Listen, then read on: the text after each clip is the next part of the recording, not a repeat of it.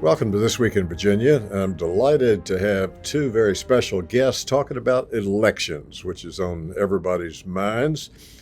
Christopher E. Chris Piper, was appointed commissioner to the Virginia Department of Elections in 2018 by Governor Northam. Chris has a career in elections and government ethics. In fact, way back in 2014, he was the Commonwealth's first executive director of the Virginia Conflict of Interest and Ethics Advisory Council.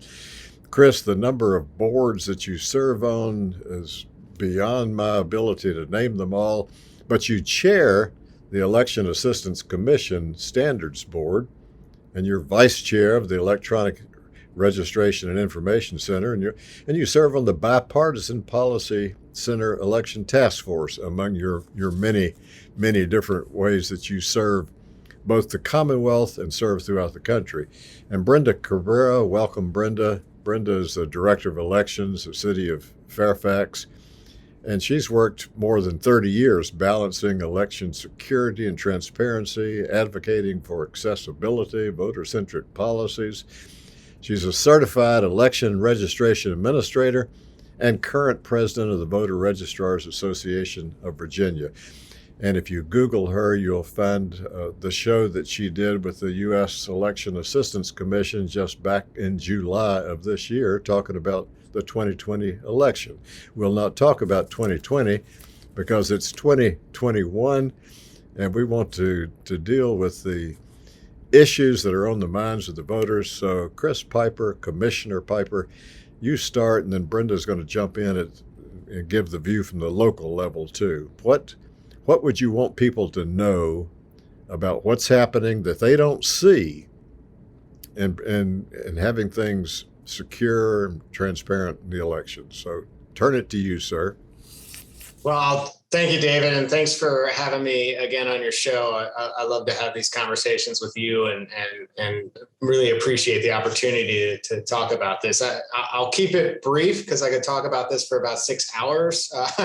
But I think it's clear, at least since 2020, election administration, the way we conduct elections, has been constantly in the news in a way I haven't ever seen before.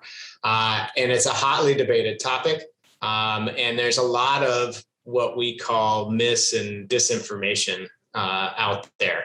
And so we've really, been working very hard here at the Department of Elections to get the message out, to explain to folks exactly all that we do. And I'll make it real brief. I could point fingers and point out blame of who is responsible for this misinformation and the disinformation. But I come from that old school where when you're pointing a finger at somebody, you got three pointing right back at you. And the fact of the matter is that election officials across the country have been content for years to do our job behind the scenes and not talk about all that we do to put on an election. I can't tell you how many times I tell people, oh yeah, I work in elections. And they say, well, what do you do the other 3 years you're not working? And, the fact of the matter is we put a lot of work into every single election to ensure the integrity of each and every vote and that the results are how they're reported. There is so much that goes into an election, and it takes an incredible amount of time to ensure that it's a smooth, easy process that's equitable and fair. And we need to talk more about that. I'm happy to have that opportunity today. And mostly I'm happy because the State Department of Elections can't do what we do without our local registrars and local electoral board members. And I'm very glad and very excited about the partnership that we have with our local voter registrars. Brenda and I have known each other for years. Very excited that she's the Voter Registrars Association president, that we can work together to combat these things and also to pull off yet another amazingly well-run election here in the Commonwealth of Virginia. So thanks again for the opportunity to talk about these issues. Oh, delighted. And we're in the midst of the election season right now. So Brenda, what's happening at the local level? So thank you, David, for doing this, for having me on, but just for allowing us the opportunity to as Chris said, clarify some things for people who don't know about elections. Jumping on what Chris just said, one of the, sort of jokes among our colleagues is when people ask us, will you only work one day a year? And that's just not true. And not only do I not work just one day a year, but I have staff. So it takes more than even just one person to keep elections running. During the year, we spend a lot of time on list maintenance, which is one of the bedrocks of having a good election, is making sure that that list of voters is correct. And we spend a lot of time working on that. Someone asked me recently how often we audit our list of registered voters, and my answer to them was almost daily. I mean, there's just processes that are always happening on a daily basis to make sure that the right people are on the list, the people who need to come off the list, that happens. So it's an ongoing project for us. And as you said, I've been doing this for more than 30 years, and I've seen a lot of changes. And those changes for me sort of started in the early 2000s, and the obscurity of elections came to the forefront at that point. And then we've seen a lot more observers. People now care about what happens in elections. I've seen Virginia's political parties change, and that makes a difference on our elections. So we've seen a lot, Chris and I, over the years, a lot of changes, some great. And I would say my least favorite change is the lack of voter confidence in our elections. Chris, you sent some really great graphics we're going to have up on the screen, and one of them has to do with list maintenance. And we'll get that up on the screen right now and tell people what they're straining their eyes to see. Well, I think the impact of this particular graphic is the amount of information that we have to digest in order to ensure the accuracy of our list. Look, Virginia cares very deeply about ensuring the accuracy of our list. In 2018, the Joint Legislative Audit Review Commission, otherwise known as JLARC, did a study of the department and determined that not only is our list accurate, but we have a robust list maintenance system in place. We've only improved from there. We actually have staff now dedicated solely to ensuring that our lists are maintained and accurate, that we're doing regular audits of the list.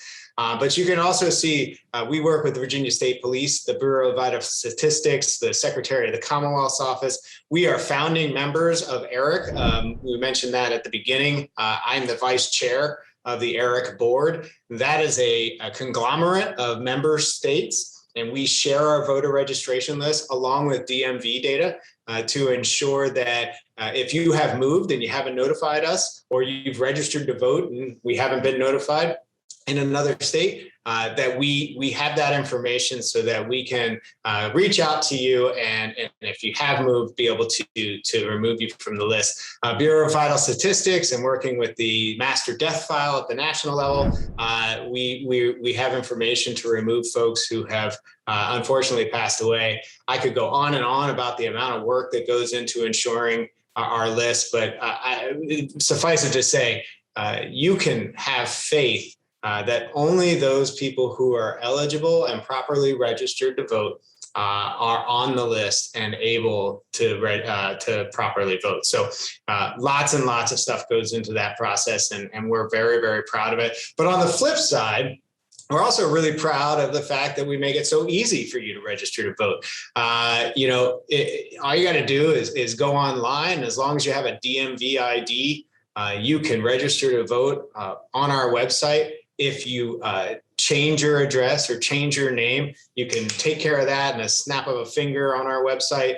makes it real simple for people to register to vote and keep their information up to date. So real proud of the work we do there. And all of that filters down to our friends at the local level. We do that high level automated type stuff, but they are the ones that are researching information and ensuring that the information is accurate and up to date on their end. So appreciate their work as well. There's work done in voter outreach, and at the local level, at the state level. Brenda, any comments about the voter outreach to help people be able to access the ballot and to be able to cast their vote?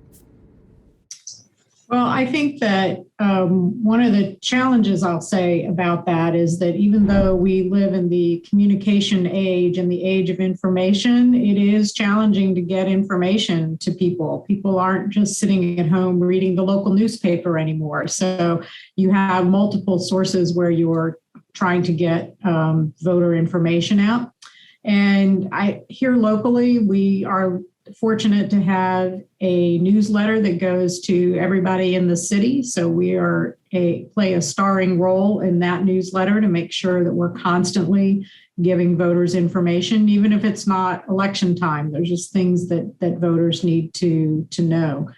I use my election officer training, and I consider my election officers to be ambassadors in the community. So at some level, I have 90 to 100 officers. In a larger locality, you're going to have thousands of election officers. So sometimes I'll provide them with information that allows them to talk to their neighbors. And they are known in the community as mini election experts. And their neighbors do ask them, how do I know that dead people aren't voting? And I have an officer actually who likes that question because she, not this part of it, she had a family member who passed away, and she came into our office to make sure that person's record had been canceled, so nobody would vote under that record. And we had already gotten that information from the Bureau of Vital Statistics, and that record had already been canceled. So then she was curious and checked on another one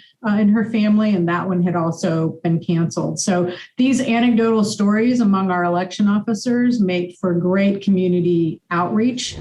Their neighbors, they are known for working the election, and their neighbors come to them to find out how it works.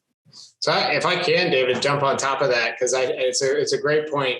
First of all, I think at the state, one of the things we're really focused on is outreach, not only to combat the mis and disinformation out there, but we want to be a place, the Commonwealth should be a place where every person has the information they need to properly cast a ballot. And so we've been focusing in that area to get our outreach, not just to our normal means, but we're really reaching out to more rural localities, more rural areas where maybe broadband isn't quite as accessible. We're also looking at minority communities. Our website has been updated to include information in Spanish, Korean, Vietnamese, and as well as English.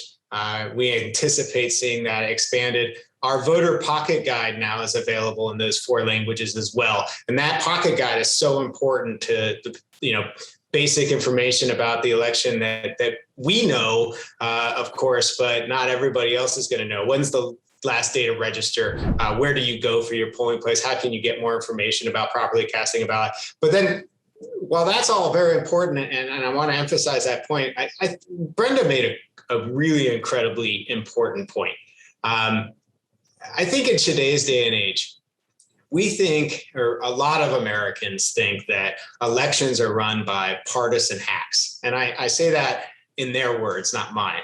But I've seen that kind of language. Elections are run by political people. The fact of the matter is, per Brenda's point, the day-to-day operation, especially on election day, these are your friends and neighbors. These are people working at the polls that you see in the grocery store, that you have relationships with in church. They are walking their dog down the street. They're there because they believe in this country. They believe in the process and they want to serve in that process. They have information about how elections are conducted and how impossible it is to really conduct any sort of widespread fraud as has been alleged across the country, because they're there to protect the process. And so I want to encourage people to talk to them, because I promise you, they have firsthand knowledge. They're not appointed by the governor. You know, they're there to really protect the process. And part of their dedication, they're volunteers. And then secondly, if you're still not convinced about any of this stuff, I encourage you to sign up, become an officer of election, have the opportunity to see the process firsthand, and you will understand that the accusations and the disinformation that's out there simply can't be possible. It's just not possible because of people like our election officers out there. Brenda, what about those officers of elections? I don't know how it is in Fairfax City. I remember a year ago, about this time, there was some concern of wanting, because of COVID. Now, COVID unfortunately, has not gone away. Is there a need that you're hearing about from your colleagues in some parts of the state to other people to sign? Is it too late to sign up to get the training and be an election official? Well, that's a great question, David. And I think that the answer is probably going to vary by locality and what their resources are. Here in the city, we're in good shape. Last year, George Mason University put out a call for professors to work as election officers. They were concerned about the demographic of the average election officer, which is in the more at-risk category for COVID problems. And so they rallied, and they are right outside our back door. And we got a lot of great election officers from that. And we also got some from other organizations that put out the call for people to serve as election officers. For us, that has worked, and we did retain some election officers from last year. So I think in our locality, we're in pretty good shape. In other localities, the 2020 election, the 2016 election, the 2024 election, those are big elections that everybody knows about. And as we've said before, they think that's the only election that we have, that we only work once every 4 years. So it can be a challenge to motivate people to sign on to more local elections, statewide elections that they aren't even aware are happening. So I would say that depends on the locality. And if you're interested, that you should definitely contact your locality or go onto the state website and fill out an election officer interest form, and they'll make sure that that gets to the actual locality. We are running tight on time. People have already started their training for this upcoming election. So if you're interested in that, you should definitely jump on that sooner than later. Okay. Chris, there were some other graphics that you sent. I don't know if there's any that you'd want to call up now. And there's a great video that you have that some people maybe have seen, but we'd be pleased to insert it so they could take a look at it. Yeah, I mean, I think it goes to my point earlier about your friends and neighbors and how important it is to them. Elections are run by everyday people. And I just want to emphasize that point. And we have a great video called Defending Democracy, or Democracy Defended. And it shows that. I think every time I watch it, I get a little bit of a tear in my eye, or definitely get the goosebumps. And I've watched it a million times. It's really powerful understanding. I think, I want to make sure that I'm clear. I think everybody has a right to question our election process. And we should be always finding ways in which we can improve the process. And I can tell you, if you go on our website at vote.virginia.gov, we have links there to our post-election report. We've been doing a post-election report since 2018. And the important part about that is the transparency. We are talking about the good things and the bad things that happen during an election. And then we present that to the board, the state board of elections, and we have a conversation about things that we need to improve, steps we need to take to continue to get better at elections. This is a human process that we run. It's run by humans. It's not run by machines because all of our voting machines utilize what's called a voter verified paper ballot. So that means that every voter has to mark the ballot, and maybe they put it through the machine, and then that machine counts the ballot. But at the end of the day, we can go back to those paper ballots and we can count them to ensure the accuracy of the election. So the process is run by humans. We're all imperfect. I think we've all kind of realized that in our time on Earth. That no human is perfect. But the point being is that we're constantly learning and getting better. And I would love to show that video. I think it's a great opportunity to really see the heart and soul of what putting on an election is all about. The founding story of this great country is also the story of Virginia, because the American ideals we cherish today were born right here. So democracy is more than just our way of life. It's the grand experiment we'll do everything we can to defend. At the Virginia Department of Elections, we believe the integrity of our democracy is bound by the integrity of our elections. Protecting our electoral process is what drives us. Defending against fraud and intrusion while ensuring that every vote is counted and every voice is heard. Because for Virginian, defending democracy through safe and secure elections isn't just patriotic, it's personal.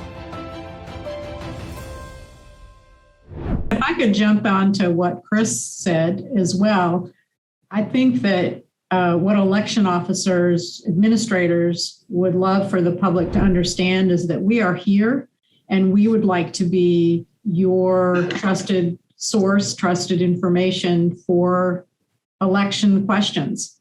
And there's a lot of sources out there that may not be as reliable. They don't understand elections, but that doesn't stop them from commenting or providing information on things that they don't know about. So I would recommend for people to contact their local administrator, contact the state, and ask those important questions. In that vein, I would also encourage people to have kind of an open mind and not to come to the question as if everybody's trying to deliberately create problems in elections, but we'd be happy to answer people's questions and provide them with the information that they're looking for at the local level. Yeah. Oh, go ahead. No, excellent point. Go ahead, Chris. And on top of that, I would point out a couple of things. That first of all, we've been conducting elections. I think Brenda and I, when we put together our years, I know I had hair when I started, but what I can say, the people that are conducting elections and administering elections today have been, a great amount of experience in this area. I think about election administrators as emergency management personnel. If you think about it, emergency management personnel, their job, you don't ask them, what are you doing when there's not an emergency, right? Because you expect that somebody in emergency management is thinking about how to prepare for the next emergency. Not only how to prepare, but how to prevent it. And if it does happen, how do you then clean up from it and get back to normal as quickly as possible? Election administrators, when we say, when we laugh about people asking if we only work one day a year, it's because we are literally sitting around, we're literally working day in, day out, thinking about all these things that people bring up. Oh, this is a possible area where there could be fraud. Well, actually, we thought about that, and here's what we've done to prevent it. What about election security. The big talk after 2016 was cybersecurity and ensuring that we couldn't get hacked. We spent a long time working with partners at the federal, local, state level to protect our systems. And what happened in 2020? Nothing. Not when it comes to cybersecurity. We were very, very well protected. We talk about communication streams, things of that nature. So I really want to emphasize that point. I mean, we are focused on all that misinformation and disinformation. We have thought those things through to protect and to prepare for those kind of events. You know, I have a picture in my mind of the 2008 elections. I was chosen as an observer to go with one of the State Board of Elections members down in the Hampton Roads area, and I can see the long lines of people waiting and waiting and waiting to vote. I could see concerns about maybe enough election equipment, enough workers. Fast forward to this year, and there's early voting. And I'd like to get your all's comments on early voting. From where I sit and from what I hear, it seems like people in both parties and even Virginia's independents are deciding that early voting is a good thing because they're doing it. And I don't know what you're seeing, Chris, from the state level and Brenda from Fairfax City, but I was talking with some friends and we said, we wonder if half the people will have voted before the actual day that's called Election Day. Well, I would just say last year was the first year where you could early vote in Virginia, meaning you could vote prior to Election Day without requiring an excuse. So we had 45 days of no excuse early voting, both by mail and in person. And by the time we got to Election Day, that you were right, about 70%, under 70% of our voters who ended up casting a ballot in 2020 had cast it before Election Day. That's phenomenal. I think it's great for the voters because they can vote at a time of their choosing. It's most convenient. But I'll say as an election administrator, the best experience I had was we're typically running around like chickens with our head cut off on Election Day because we're trying to resolve problems so that as many people can vote as possible. Issues do come up. We're aware of that and we want to solve them. We want to make sure people get their vote cast. But there's only so much time in one single day, especially when there's only 13 hours of voting. When you have 45 days of voting, we can help every voter. We have the time, we have the resources, we have the ability. And that's the most exciting thing. As an election administrator, we want 100% turnout every single election, primary, whatever. We want 100% of the folks to turn out. And so the joy, the satisfaction you can get from your job when you're able to assist a voter cast their vote, that's pretty incredible. I know the experience is for us at the state, but Brenda, I'm sure, has some amazing stories to tell or some experiences from last year. I think that's a really great point. And I would add to that because we have early voting, we also can help more people with the staff that we have. So on Election Day, we are dependent on this amazing group of volunteers who only do elections once, twice, a couple times a year. And they are amazing, and we could not do it without them.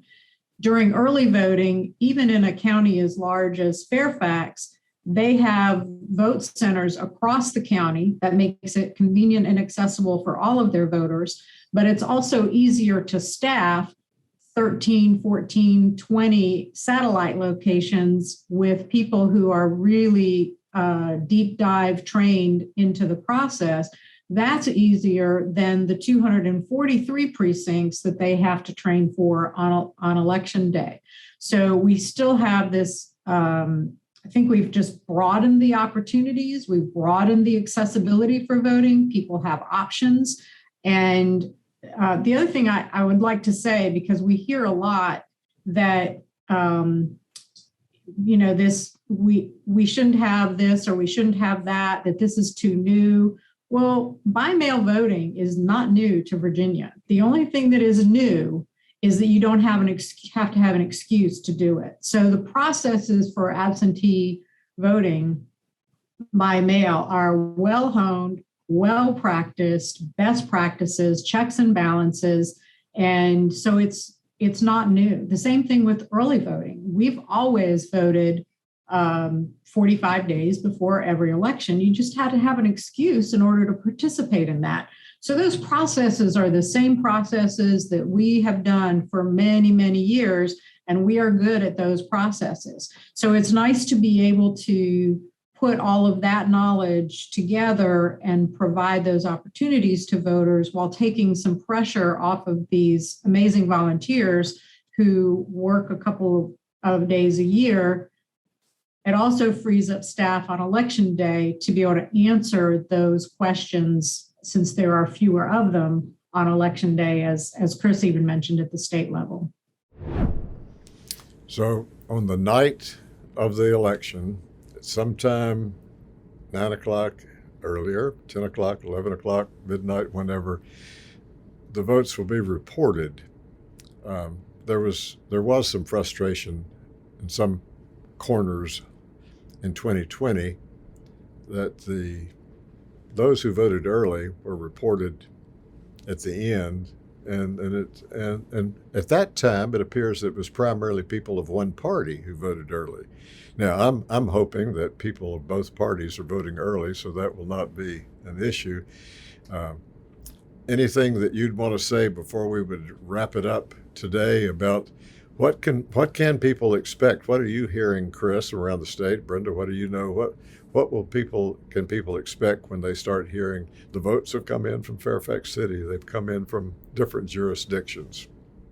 Yeah. So, David, this is one of those things where I think it's really important for us to be incredibly transparent. And I mentioned our post-election report earlier.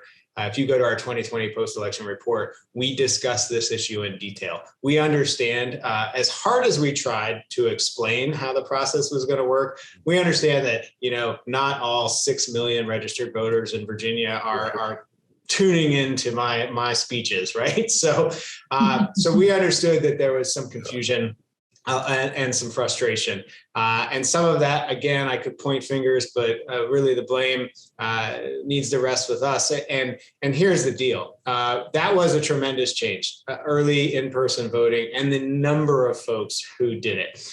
We were set up for election day reporting. So if the majority of people voted on election day, we were set up for that kind of reporting last year, and we recognized that way of doing things certainly didn't work in the new era of COVID and almost 70% of folks voting early. So what ended up happening is we had all of our absentee votes and all of our early in-person votes in one what's called central absentee precinct. So we reported the little over 30% of the voters voting in election day. Those came in pretty much like they always did, but we still had a huge number of absentee ballots that were out there. They were processing those and running them through the machines. And so at the end of the night, the localities started reporting all of the early in-person votes and those absentee votes in one big block. And understanding the casual observer, that was confusing. This year, things will be very different. A couple of changes. First of all, early in-person voting is separate out from the absentee by mail voting. So early in-person voting goes through October 30th. And then on election night, after the polls close, the registrars at the local level will be reporting the results from early in-person voting in one block. They'll also have a requirement to pre-process absentee ballots. So 7 days before the election, they're required to start running those ballots through the machine. They don't tabulate the votes. They're not counting the votes at that point in time.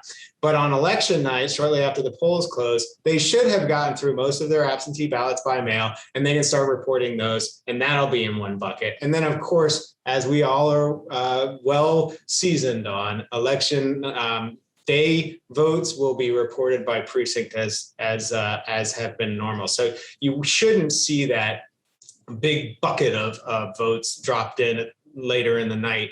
like you did last year. Perfectly legitimate, perfectly understandable reason why that happened, but understanding that the optics may have been a little confusing for your casual observer. I'd like to thank both of you, and I'm sorry that our time is up. I was telling a friend this morning about doing the show, and she said you should do one of these every couple of weeks between now and election day, and we may get you back on again before the final day of election takes place. But Chris Piper, Commissioner, Brenda Cabrera, Fairfax City, thank you both for being on This Week in Virginia. Thank you, David. Thank you, David.